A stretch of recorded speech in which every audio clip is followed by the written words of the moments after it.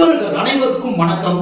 நான் உங்கள் கற்றது கையளவு ஜி பரமேஷ். பத்மபூஷன் கேப்டன் ஒரு சகாப்தம் காணொளியில கேப்டன் அவர்களின் மிக வித்தியாசமான நடிப்பில் 2001 வெளியான நரசிம்மா படத்தை பத்தி தான் இந்த காணொளியில நம்ம பார்க்க போறோம்.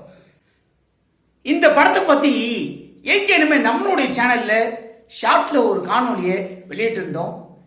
இப்ப இந்த படத்தை பத்தி விரிவான காணொலியை பார்க்கலாம்.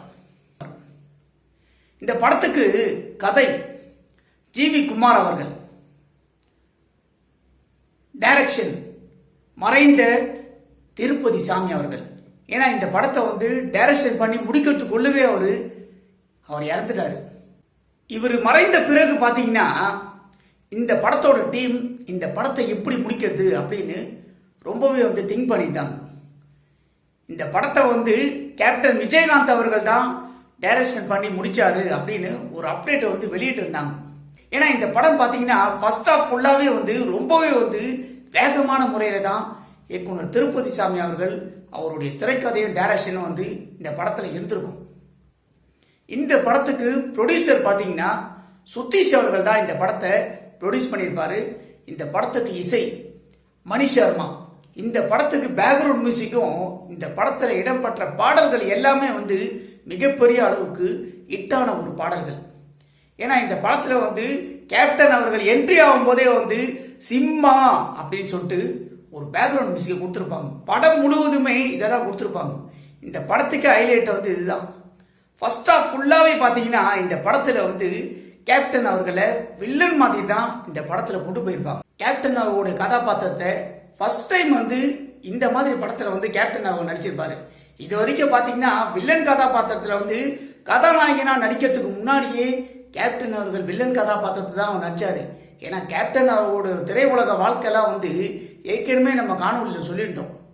கேப்டன் அவர்கள் எப்படி சினிமாவில் கஷ்டப்பட்டு படிப்படியா அவர் முன்னேறினாரு அப்படின்னு. கேப்டன் அவர்கள் இந்த படத்துல ஃபர்ஸ்ட் ஆஃப் ஃபுல்லாவே கேப்டன் அவர்களை நெகட்டிவா தான் இந்த படத்துல காட்டியிருப்பாங்க. அதாவது மியூசிக் டைரக்டர் மலையாளத்தில் கேரளாவில் போலீஸ் அதிகாரி. இதே மாதிரி தொடர்ந்து அவர் ஒவ்வொருத்தரும் மர்டர் பண்ணிட்டே இருப்பாரு. ஆனா இதுக்கு மோட்டிவ் என்ன? போலீஸ் டிபார்ட்மெண்டால கூட அவரால் ஒண்ணுமே பண்ண முடியாது. சவால் விடுவாரு. நாளைக்கு மியூசிக் டைரக்டரை மர்டர் பண்ண போறேன், முடிஞ்சா தடுத்து பாருங்க அப்படின்னு. போலீஸ் டிபார்ட்மெண்டாலையும் இவரை பிடிக்க முடியாது இந்த படத்துல. அதாவது ஃபர்ஸ்ட் ஆஃப் ஃபுல்லாவே இவர் எதுக்காக இவங்களை எல்லாரையும் கொலை பண்ணணும். இவருடைய கதாபாத்திரத்தை பார்த்தீங்கன்னா ரகுவரன் அவர்கள் சொல்லிட்டே இருப்பார் இவரை பத்தி. இந்த படம் அப்பதான் இடைவெளியே விடுவாங்க. ரகுவரன் அவர்கள் இந்த படத்துல இவருக்கு மேல அதிகாரி. இந்த படத்துல அவர் தான் சொல்ற மாதிரி தான் வச்சிருந்தாங்க. இந்த படத்துல இவர் எதுக்காக இவரெல்லாம் கொலை பண்ணாரு அப்படின்னு கேப்டன் அவர்களே சொல்லுவாரு என்ன காரணத்துக்காக கொலை பண்ணா அப்படின்னு. இந்த படத்துக்கு இடைவேளுக்கு அப்புறம் தான் அதாவது இவருடைய கதாபாத்திரத்தை பத்தி சொல்லுவாங்க. இவர் யாரு அப்படின்னு, ஒன் மேன் ஆர்மி அப்படின்னு ரகுவரன் சொல்லுவாரு. அதாவது ஃபர்ஸ்ட் ஆஃப் ஃபுல்லாவே வில்லன் ஆட்டம். ஃபர்ஸ்ட் ஆஃப் ஃபுல்லாவே இந்த படத்துல கேப்டன் அவர்களை படத்தை பார்க்குற ஆடியன்ஸ் எல்லாம் கேப்டன் அவர்கள் இந்த படத்துல வில்லன் போது ரொம்ப கொடூரமான முறையில பண்றாயா, கேப்டன் அவர்கள் வில்லன் கதாபாத்திரத்துல நடிக்க வச்சுட்டாங்களோ அப்படின்னு இந்த படத்தை பார்க்குற ஆடியன்ஸ் எல்லாம் ஏன் இந்த படத்துல நாங்களே கூட நினைச்சோம் இந்த படத்தை பார்க்கும்போது. ஆனா பாத்தீங்கன்னா இந்த படத்தோட இன்டர்வியூ விடுறதுக்கு முன்னாடி தான் அவருடைய கதாபாத்திரத்தை ஓபன் பண்ணாங்க. இவர் ஒரு ஆர்மி ஆபீசர். இந்த படத்துல டிபார்ட்மெண்ட்ல இருக்கவங்களே இவருக்கு ஆதரவா வேலை செய்யற மாதிரி தான் இந்த படத்துல வச்சிருந்தாங்க. என்னால குல்கர்னியை பிடிக்க முடியாது அப்படின்னு சொல்லிட்டு ஒரு சீன் வச்சிருந்தாங்க. அதே மாதிரி அரசியலை பத்தி சொல்லிட்டே இருப்பாரு இந்த படத்துல. இந்த படத்துல ஒரு காட்சி வச்சிருப்பாங்க அரசியலை பத்தி அவர் பேசுற மாதிரி. என்ன நரசிம்மா, டிபார்ட்மெண்ட்லயே அரசியல் பண்றீங்களா அப்படின்னு சொல்லிட்டு கேட்பாங்க. இந்த படத்துல கேப்டன் அவர் சொல்லுவாரு அரசியலுக்கு நான் வரணும்னு நினைச்சா இப்ப வர நாளைக்கு வர அப்படின்னு சொல்லிட்டு சைட்ல நின்று எட்டி பார்க்க மாட்டேன். நான் வரணும்னு நினைச்சா வெட்டு ஒண்ணுதான் துண்டு ரெண்டு தான் அப்படின்னு இந்த படத்துல ரொம்பவே அனர்த்தரிக்கிற மாதிரி அரசியல் வசனத்தை இந்த படத்துல வச்சிருப்பாங்க. அது மட்டும் இல்ல, இந்த படத்துல தீவிரவாதி கும்பல்ல தான் இருப்பாரு. இந்த படத்துல தீவிரவாதி கும்பல்ல தான் அவரு வேலை செய்யற மாதிரி தான் இந்த படத்துல வச்சிருந்தாங்க. இந்த படத்துல அவருக்கு நம்ம நாட்டை பத்தி உணர்த்துற வசனம்லாம் பாத்தீங்கன்னா இந்த படத்துல அனல் தெரிக்கும். கேப்டன் அவர்கள் பேசுகிற வசனம்லாம் வந்து அனல் தெரிக்கும். இதை கேட்டுட்டு அவர் வந்து திருத்தரமாக தான் இந்த படத்தில் வச்சாங்க, இறந்து போகிறாம தான் வச்சாங்க. துப்பாக்கியால் ஷூட் பண்ணுறாங்க, அவரை இறந்து போகிறாம தான் இந்த படத்தில் வச்சாங்க. அதாவது வாழும்போது வந்து மிருக மாதிரி வாழ்ந்தேன், ஆனால் வந்து கடைசியில் சாகும்போது வந்து உங்களால் வந்து ஒரு நல்ல இந்தியை நான் சாப்பிட்றேன் அப்படின்னு சொல்லுவார் இந்த படத்தில். இந்த மாதிரி நாட்டுப்பற்றை பற்றி உணர்த்துற சீன் இந்த படத்தில் வந்து ரொம்பவே வந்து பிரமாதமான முறையில் வச்சிருப்பாங்க. ஃபர்ஸ்ட் ஆஃப் ஃபுல்லாகவே இந்த படத்தை வந்து திருப்பதி சாமி அவர்கள் தான் டைரக்ஷன் பண்ணியிருந்தார். படம் வந்து ஓடுறதே வந்து தெரியாது, திரைக்கதை வந்து ரொம்ப ஃபாஸ்டான முறையில் பண்ணியிருப்பார் இந்த படத்தில்.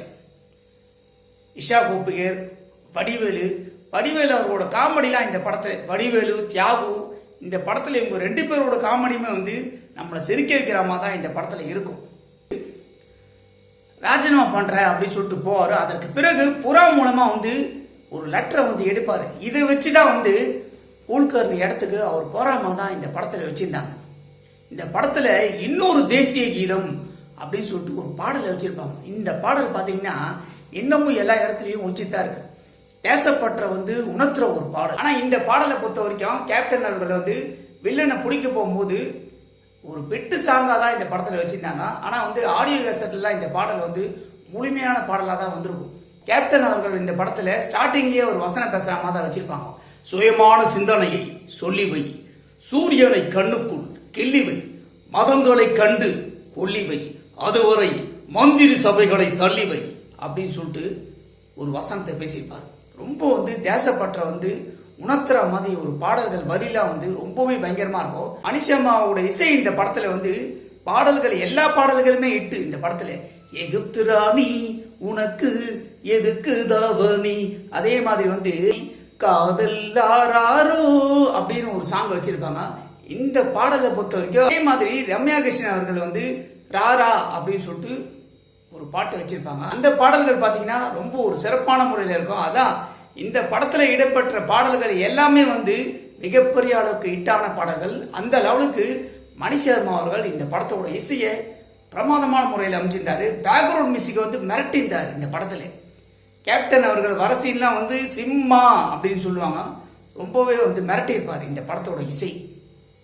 ஏன்னா கேப்டன் அவர்களை பொறுத்த வரைக்கும் இந்த படத்தில் வந்து ஃபர்ஸ்ட் ஆஃப் ஃபுல்லாகவே வில்லன் மாதிரி தான் காட்டியிருப்பாங்க. அவருக்கு வந்து இந்த படத்தை கேப்டன் அவர்களை பொறுத்த வரைக்கும் இந்த கதாபாத்திரம் ரொம்ப ஒரு வித்தியாசமான கதாபாத்திரம். ஃபர்ஸ்ட் ஆஃப் ஃபுல்லாகவே அவரை நெகட்டிவாக தான் காட்டியிருப்பாங்க. கதாநாயகனாக அவர் நடித்ததுக்கு பிறகு இந்த படத்தில் தான் ஃபர்ஸ்ட் டைம் வந்து நெகட்டிவாக அவர் நடிச்சிருக்காரு. ஏன்னா கேப்டன் அவர்களை பொறுத்த வரைக்கும் இந்த படம் ஃபர்ஸ்ட் ஆஃப் ஃபுல்லாகவே அவருடைய நடிப்பு வந்து வித்தியாசமான முறையில் இருந்திருக்கும். ஃபர்ஸ்ட் டைம் வந்து கேப்டன் அவர்கள் கதாநாயகனாக தான் அவர் நடிச்சிட்டு இருப்பார். எந்த ஒரு திரைப்படத்திலையும் வந்து கதாநாயகன் தான் அவர் நடிப்பார். இந்த படத்தில் ஃபர்ஸ்ட் டைம் வந்து நெகட்டிவான கதாபாத்திரத்தில் அவர் நடிக்க வச்சாங்க. ஆனால் வந்து நெகட்டிவான கதாபாத்திரத்தில் நடித்தாலும் எதுக்காக வந்து இவங்களெல்லாம் வந்து மர்டர் பண்ணுறாரு அப்படின்னு நல்ல ஒரு ரீசனை சொல்லியிருப்பாங்க. இந்த படத்தில் நடித்த நடிகர்கள் பார்த்தீங்கன்னா நாசர், ரகுவரன், ராதாரவி, இஷா கோபிகர், வடிவேலு, தியாகு மற்றும் பலர் இந்த படத்தில் நடிச்சிருப்பாங்க. முக்கியமாக வந்து வில்லன் கதாபாத்திரம் கூல்கர்னி வந்து ரொம்ப வந்து மிரட்டியிருப்பார் இந்த படத்தில். வசனங்கள் ரொம்ப கம்மியாக இருந்தாலும் அவர் வந்து மிரட்டியிருப்பார் இந்த படத்தில். இந்த படத்தில் நடித்த நடிகர்களை எல்லாரையுமே வந்து இயக்குனர் ரொம்ப ஒரு சிறப்பான முறையில் நடிக்க வச்சிருந்தாரு. இந்த படத்தை நீங்களே பார்த்துருப்பீங்க. கேப்டன் அவரோட திரைப்படம் நரசிம்மா. இந்த படத்தை பார்க்காதவங்க நிச்சயமாக வந்து யாரும் எடுத்திருக்க முடியாது. இந்த படத்தில் கேப்டன் அவரோட நடிப்புலாம் வந்து எந்த லெவலுக்கு இருந்திருக்கும்னு உங்களுக்கே தெரிஞ்சிருக்கும். ஃபர்ஸ்ட் ஆஃப் ஃபுல்லாகவே வந்து ஜெட்டு வேகத்தில் இந்த படத்தை திருப்பதி சாமி அவர்கள் இந்த படத்தை கொண்டு போயிருப்பார். திரைக்கதையில் வந்து அவர் தான் பண்ணியிருப்பார். ரொம்பவே ஜெட்டு வேகத்தில் ஓடுறதே தெரியாது. இப்போ இந்த படத்தை ரீமாஸ்டர் வெர்ஷனில் மறுபடியும் திரையரங்குகளை ரீரிலீஸ் பண்ணால் கூட கேப்டனாவோட ரசிகர் மத்தியில் மிகப்பெரிய அளவுக்கு ரீச் ஆகும். இதே மாதிரி தான் கேப்டனாவோட திரைப்படம் ரீமாஸ்டர் வெர்ஷனில் ரீரிலீஸ் ஆகணும்னு சொல்கிறானே அப்படின்னு சொல்லிட்டு இந்த காணொலியை பார்க்குற நண்பர்கள் நீங்கள் நினைக்கலாம். ஆனால் உண்மையிலேயே இந்த படத்தை ரீரிலீஸ் பண்ணாங்கன்னா மிகப்பெரிய அளவுக்கு கேப்டனாவோட ரசிகர் மத்தியில் இந்த படம் வந்து ரீச் ஆகும். ஏன்னா வந்து இப்போலாம் பார்த்தீங்கன்னா திருப்பி வந்து ஒரே படங்களையே ரீரிலீஸ் பண்ணிட்டு இருக்காங்க. பண்ண படங்களையே திருப்பி வந்து பண்ணிட்டு இருக்காங்க. அதில் ஒரு சில திரைப்படம் தான் வந்து மக்கள் மத்தியில் வந்து ரீச் ஆகி ஓடிட்டு இருக்கு. தம்பிலாம் பார்த்தீங்கன்னா மாதவன் வந்து அந்த லெவலுக்கு வந்து வரவேற்பு பெறல ரீரிலீஸில். இந்த படத்தை எதுக்காக ரீரிலீஸ் பண்ணாங்களே தெரில. முன்னாலேயாவது பரவாயில்ல, ரீரிலீஸில் வந்து நல்ல வரவேற்பு பெற்றது. தம்பி பார்த்தீங்கன்னா இந்த படம் வந்து ரீரிலீஸில் வந்து படுதோல்வியை சந்திச்சிருக்கு வரவேற்பு பெறாமல். ஃபஸ்ட்டு ரிலீஸில் வந்து மிகப்பெரிய அளவுக்கு வரவேற்பு பெற்றது. இந்த படம் வந்து ரீரிலீஸில் வந்து வரவேற்பு பெறல.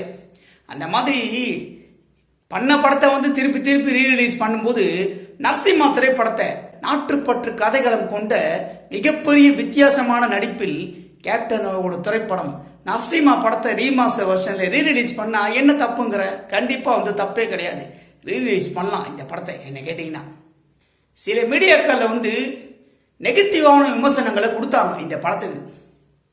ஆனால் என்னதான் நெகட்டிவான விமர்சனங்களை இந்த படத்துக்கு கொடுத்தாலும் இதை எல்லாத்தையும் உடச்சி எரிஞ்சு இந்த படத்தோட திரைக்கதையும் கேப்டனோட நடிப்பும் பார்த்தீங்கன்னா இந்த படத்தில் சொல்லப்பட்ட மெசேஜ், இந்த படம் வந்து கேப்டனோட ரசிகர்களுக்கு வந்து ரொம்பவே பிடிச்சி போச்சு. இந்த படம் வந்து மிகப்பெரிய அளவுக்கு கேப்டனோட ரசிகர்கள் மத்தியில் ரீச் ஆன ஒரு திரைப்படம் அப்படிங்கிறதுல சந்தேகமே கிடையாது.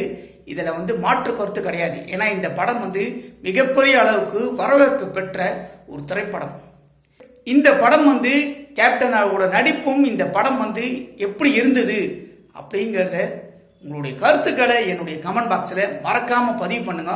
அதே மாதிரி கேப்டன் அவர்கள் நடித்த நாட்டுப்பற்று கதைகளம் கொண்ட திரைப்படம் நரசிம்மா படத்தை பற்றி நம்ம கொடுத்துருக்கிற இந்த காணொலியை பற்றி நீங்கள் எல்லாரும் என்ன நினைக்கிறீங்கன்னு உங்களுடைய கருத்துக்களை என்னுடைய கமெண்ட் பாக்ஸில் எல்லாரும் மறக்காம பதிவு பண்ணுங்க.